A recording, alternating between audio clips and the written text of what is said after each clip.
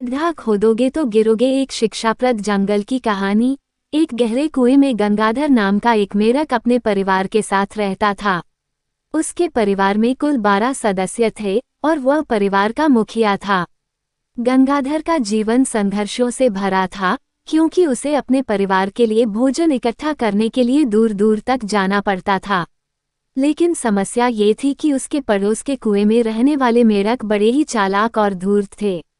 वे अक्सर गंगाधर के परिवार के मेढकों के हिस्से का भोजन हड़प लेते थे। इससे गंगाधर बहुत परेशान रहने लगा। धीरे धीरे उसकी भूख और क्रोध बढ़ता गया और वह बदला लेने की योजना बनाने लगा।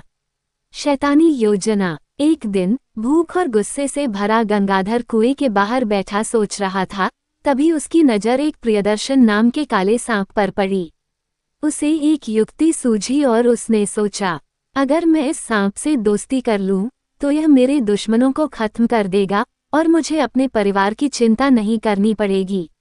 गंगाधर ने सांप प्रियदर्शन से दोस्ती करने का फैसला किया। उसने धीरे धीरे सांप से मेलजोल बढ़ाया और एक दिन उसने अपनी योजना बताई। प्रियदर्शन भाई, मैं तुम्हें हर रोज स्वादिष्ट भोजन दिलवा सकता हूँ, बस तुम्हें मेरी थोड़ी मदद करनी होगी। सांप ने अपनी लालच भरी आंखों से गंगाधर को देखा और पूछा, कैसी मदद मेढक महाराज? गंगाधर ने चालाकी से उत्तर दिया, मेरे कुएं में कुछ मेढक रहते हैं जो मुझे सताते हैं। अगर तुम उन्हें धीरे धीरे खत्म कर दो, तो तुम्हें हर दिन कुछ खाने को मिलेगा। सांप को ये प्रस्ताव पसंद आया और उसने कहा, ठीक है, लेकिन मैं तुम्हारे कुएं में कैसे जाऊं?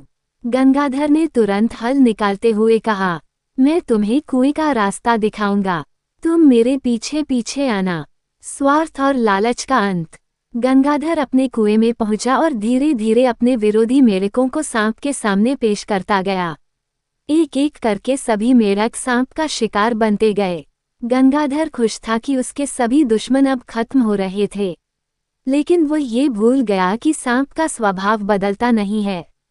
जब कुएं में दूसरे मेढक खत्म हो गए, तो सांप प्रियदर्शन को फिर भूख लगी। अब उसने गंगाधर की तरफ देखा और बोला, अब मुझे भोजन चाहिए और अब तुम्हारे कुएं में और कोई मेढक बचा नहीं है, तो अब तुम्हारी बारी। गंगाधर डर गया और गिड़गिड़ाने लगा, नहीं नहीं, मैंने तुम्हारी मदद की थी, तुम मेरे मित्र हो।